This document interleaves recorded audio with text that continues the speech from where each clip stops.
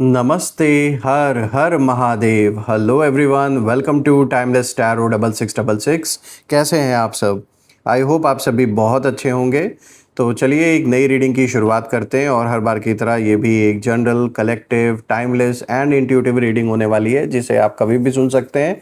जितना रेजोनेट करे उतना ही एक्सेप्ट करें, बाकी का जाने दें। तो चलिए रीडिंग को शुरू करते हैं और उससे पहले हीलिंग आप सभी लोगों के लिए।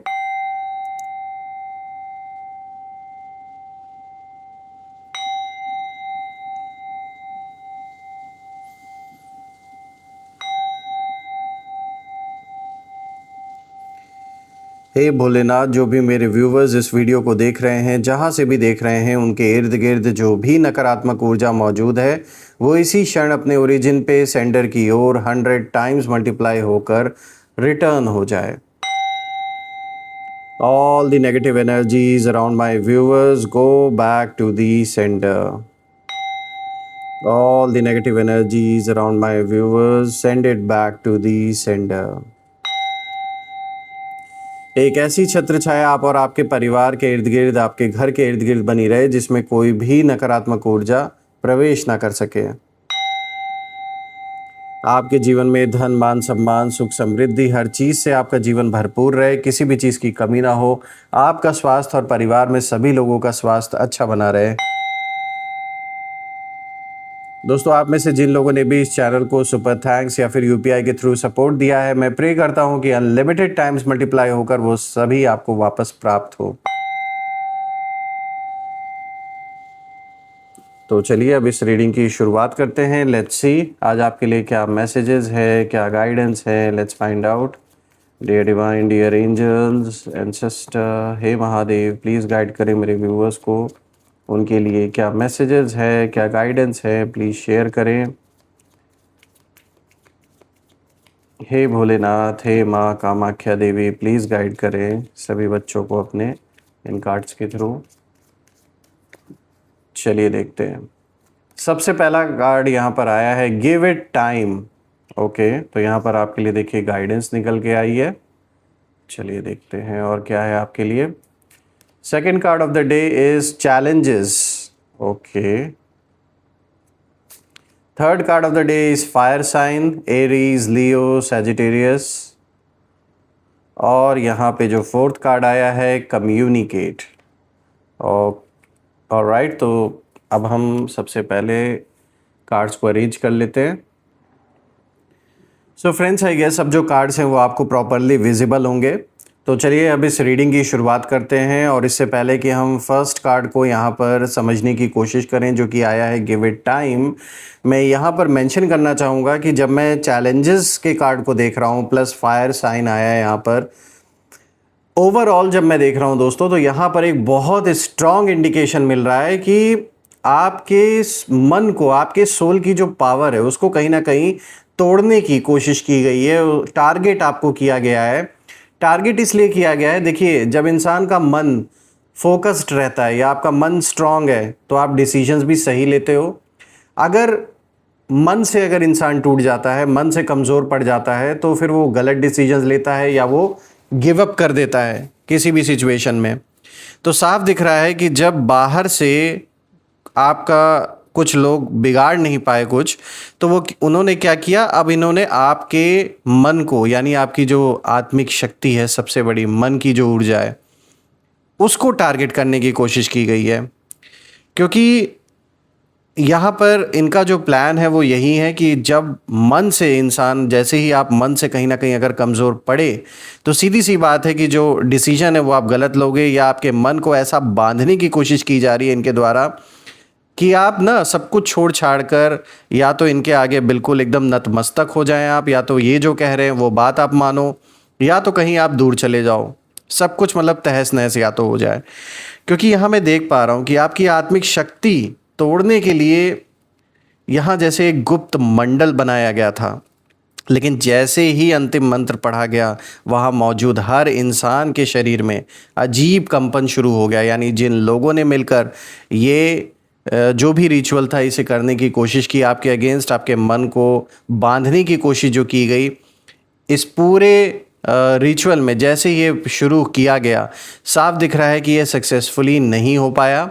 उसके पीछे कारण है, उसके पीछे कारण ये है कि आपके ऊपर भोलेनाथ की एक ऐसी कृपा है कि इस समय खास करके कोई लाख ट्राई कर ले एनर्जेटिक लेवल पर, अगर आपके ऊपर किसी भी तरीके का कोई भी तंत्र मंत्र का अगर प्रयास किया जाएगा तो वो सक्सेसफुल नहीं होगा, जो मुझे दिख रहा है इस समय तो खास करके ये पॉसिबल नहीं दिख रहा है होना।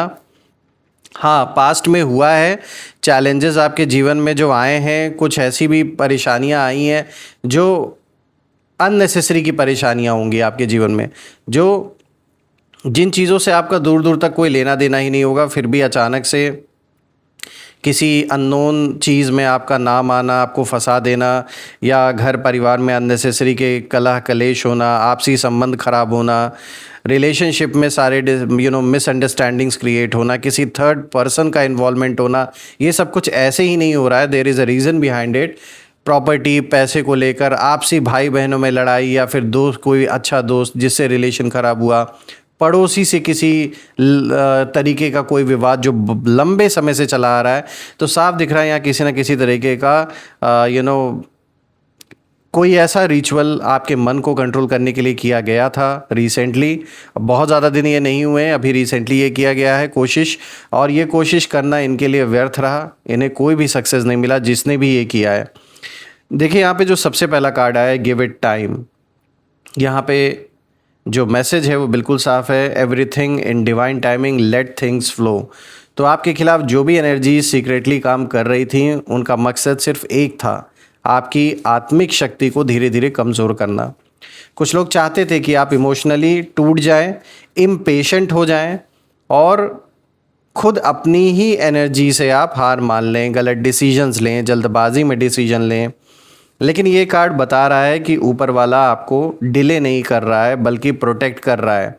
जो लोग सोच रहे थे कि अब ये इंसान टूट जाएगा, बिखर जाएगा, वहीं यूनिवर्स चुपचाप आपकी आत्मिक जो शक्ति है उसको और भी कहीं ना कहीं पावरफुल बना रहे थे। तो इस समय अगर कोई चीज़ आपको प्रोटेक्ट कर सकती है तो वो सिर्फ है एकाग्रता, और ईश्वर को आप याद करते हैं, जो ग्रैटिट्यूड शो करते हैं, वही सबसे बड़ी प्रोटेक्शन है आपकी इस समय। जितना जितना आप एकाग्र होंगे, फोकस्ड होंगे, उतना उतना ऐसी चीज़ों का प्रभाव आपके ऊपर नहीं पड़ने वाला। कुछ लोग अचानक दूर होने लगेंगे आपके जीवन से, और ये शायद ज़रूरी भी है, क्योंकि ये वो लोग हैं जो कहीं ना कहीं आपके जीवन में कोई आपको हेल्प नहीं कर रहे हैं, बल्कि एक तरीके से आपको और टॉर्चर ही करने की कोशिश कर रहे हैं, परेशान ही करने की कोशिश कर रहे हैं। तो कुछ ऐसी परिस्थिति ज़रूर बनेगी जिसके वजह से ये चाह कर भी आपके अराउंड टिक नहीं पाएंगे। देखिए, ये सब सिर्फ नॉर्मल सिचुएशन नहीं थी, किसी की जेलेसी, किसी की डार्क इंटेंशन और किसी की हिडन नेगेटिविटी लगातार आपकी तरफ भेजी जा रही थी, और अभी भी वो प्रयास इसीलिए जारी था। लेकिन सबसे शॉकिंग बात क्या है? शॉकिंग बात यह है कि जैसे जैसे इन्होंने आपकी एनर्जी रोकने की कोशिश की, वैसे वैसे आपकी जो सोल है वो और जागती चली गई। और ये कार्ड यही इशारा कर रहा है कि अभी जल्दबाजी बिल्कुल भी मत कीजिए। भले ही आपके मन में बार बार ऐसा आपके आता हो कि गुस्सा बहुत ज़्यादा आता हो कि यार जल्दी से ये करना है, वो करना है, ऐसा कर दूंगा, वैसा कर दूंगा, या ऐसा कर दूंगी, वैसा कर दूंगी, मतलब ऐसा मन बहुत भटक रहा होगा अगर, तो अभी उसको आपको कहीं ना कहीं अपने मन को इस समय काबू करके रखना है, क्योंकि ये सब बाहरी प्रभाव साफ नज़र आ रहा है। ये जानबूझ के ऐसी स्थिति क्रिएट की गई है ताकि आप गलत डिसीजन लो, जल्दबाजी में गलत फैसले लो। तो जल्दबाजी बिल्कुल नहीं करनी है। कुछ कार्मिक सिचुएशंस अपने परफेक्ट टाइमिंग पर ही कहीं ना कहीं प्ले आउट होती हैं, यानी उसी समय पर जो होना होता है वो उसी टाइम पर होता है। हमारे जल्दबाजी करने से वो चीज़ पहले नहीं होती है। तो जो लोग हिडन सर्कल बनाकर आपकी स्पिरिचुअल फ्रीक्वेंसी को डिस्टर्ब करना चाहते थे, अब वही लोग कन्फ्यूजन और फियर में कहीं ना कहीं जी रहे हैं, क्योंकि ये उनके लिए भी अनएक्सपेक्टेड था जो हुआ है। और आपकी जो आत्मा है, आपकी आत्मा ने साइलेंटली प्रोटेक्शन जैसे एक्टिवेट कर ली है, और नोइंगली अननोइंगली कहीं ना कहीं आप अपने आप को प्रोटेक्ट कर रहे हो ऐसी नेगेटिविटी से। और कई बार जो डिवाइन प्रोटेक्शन है वो इतनी शांत होती है कि सामने वाले को समझ ही नहीं आता कि उसका जो वार है वो वापस उसी पर पड़ रहा है। तो यही रीज़न है कि जान लीजिए आप बचे हुए हैं इस समय। बात करते हैं दूसरे कार्ड की, तो देखिए आज चैलेंजेस का कार्ड आया है, और यहाँ पर जो मैसेज है इस कार्ड में साफ लिखा है, make a decision, work on inner healing. तो ये कार्ड बहुत गहरी बात बोल रहा है यहाँ पर कि आपके विरोधी, आपके एनिमीज़ सिर्फ बाहर नहीं थे, उन्होंने कोशिश की कि आपके अंदर भी एक युद्ध शुरू हो जाए, यानी कि मानसिक लेवल पर आपके मन के अंदर इतनी ज़्यादा टेंशन आपको हो, इतनी ज़्यादा सोच विचार आपके अंदर चले, इतना संकल्प चले कि आप बिल्कुल परेशान हो जाओ, आपको खुद पर ही डाउट होने लगे, इमोशनली वीक आप फील करने लगो, गिल्ट और कन्फ्यूजन में कहीं ना कहीं फंस जाओ आप। यही उनकी सबसे बड़ी चाल थी जो कि नाकामयाब होगी। हाँ, कुछ हद तक असर हुआ है, ऐसा नहीं है कि नहीं हुआ है, बिना असर हुए इतनी समस्याएं नहीं आती। कुछ एनर्जीज ऐसी भी थीं जो चाहती थीं कि आप अपनी ही जो इंट्यूशन है उस पर भरोसा करना छोड़ दें, आपको ये सब भ्रम लगे कि अरे मेरा ऐसा सोचना या ये जो इंट्यूशन आना ये बिल्कुल गलत था, ऐसा बिल्कुल भी नहीं था। क्योंकि उन्हें पता था कि जिस दिन आपने अपनी इनर वॉइस को पूरी तरह सुन लिया, उस दिन उनका जो खेल है वो ख़त्म हो जाएगा। यहाँ मुझे स्ट्रांगली महसूस हो रहा है कि कई लोगों ने आपके अच्छे दिल का गलत फ़ायदा उठाया है। आपने सैक्रिफाइस किया, लॉयल्टी दिखाई, साइलेंस में दर्द को भी सहा, लेकिन बदले में आपको सिर्फ़ और सिर्फ मैनिपुलेशन का ही सामना करना पड़ा। और यही पेन आपकी सबसे बड़ी स्पिरिचुअल अवेकनिंग बन गया है। देखिए, ये कार्ड ये भी इशारा दे रहा है कि अब हीलिंग सिर्फ ऑप्शन नहीं रही, ये आपकी शक्ति बन चुकी है। आप जितना अपने अंदर क्लैरिटी लाएंगे लोगों को लेकर, परिस्थितियों को लेकर, उतनी तेज़ी से जो हिडन एनिमीज़ हैं वो एक्सपोज होते जाएंगे आपके। एक और बात बहुत साफ दिखाई दे रही है कि आपके खिलाफ जो सीक्रेट गैदरिंग या हिडन डिस्कशन हुआ था, वहाँ हर कोई एक जैसा नहीं था। कुछ लोग सिर्फ जेलसी में थे, कुछ कंट्रोल चाहते थे और कुछ जेन्युइनली आपकी जो लाइट है उससे डर गए थे। तो ये सारे तरीके के जो लोग हैं वो इकट्ठा हुए थे, क्योंकि आपकी एनर्जी फेक नहीं है और सच्ची जो आत्मिक शक्ति है वो हमेशा डार्क इंटेंशंस को अनकंफर्टेबल बना देती हैं। अब देखिए, यहाँ पर फायर साइन वाला कार्ड आया है जो कि तीसरा कार्ड आया है, जहाँ पर एरीज, लियो, सैजिटेरियस की बात हो रही है। तो ये कार्ड बहुत इंटेंस एनर्जी लेकर आया है। यहाँ फायर एलिमेंट साफ दिख रहा है, यानी गुस्सा, एंगर, ईगो, रिवेंज और डोमिनेशन। आपके खिलाफ जो ये ग्रुप बनाया गया, जो मंडल बनाया गया आपको कंट्रोल करने के लिए, उसमें किसी फायर साइन एनर्जी वाले इंसान का बहुत बड़ा इन्फ्लुएंस था। ज़रूरी नहीं कि उसका ज़ोडिएक वही हो, लेकिन उसका जो नेचर है वो बहुत फायरी, कंट्रोलिंग और एग्रेसिव था, ये तो साफ दिख रहा है।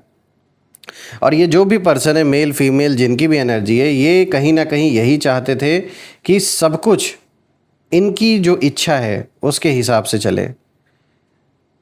उसे आपकी ग्रोथ, आपकी स्पिरिचुअल जो एक शाइन है और लोगों के बीच आपकी जो एनर्जी है वो पसंद नहीं आ रही थी।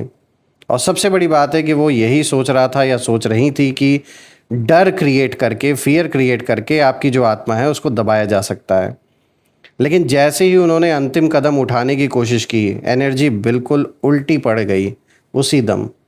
और यही वजह है कि ये कार्ड वाइब्रेशन और सडन डिस्टर्बेंस की तरफ एकदम इशारा कर रहा है दोस्तों।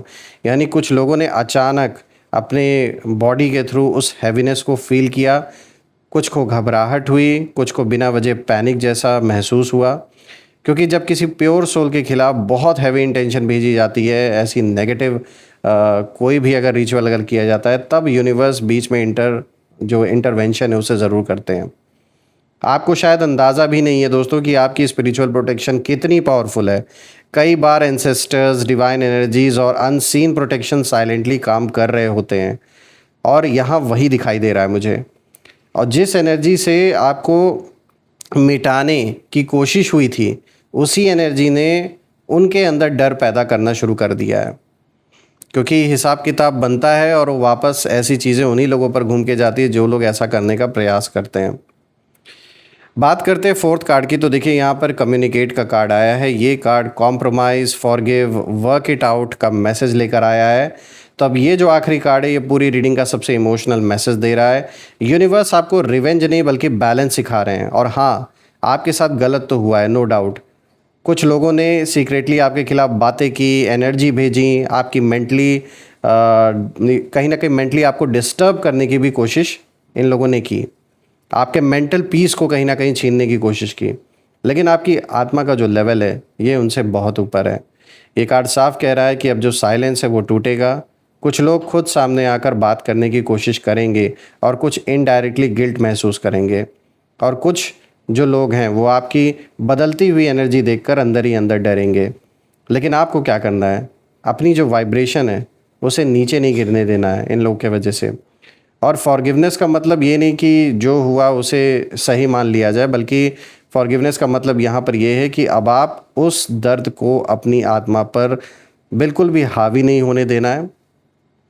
आपकी सबसे बड़ी जो जीत है वो यही होगी कि आप अंदर से शांत रहेंगे, जबकि जिन्होंने आपको तोड़ने की कोशिश की थी वही लोग अपनी ही बनाई हुई डार्कनेस में उलझते जाएंगे। दोस्तों, ये रीडिंग साफ बता रहा है, साफ इशारा कर रहा है कि आपकी एनर्जी ऑर्डिनरी तो नहीं है।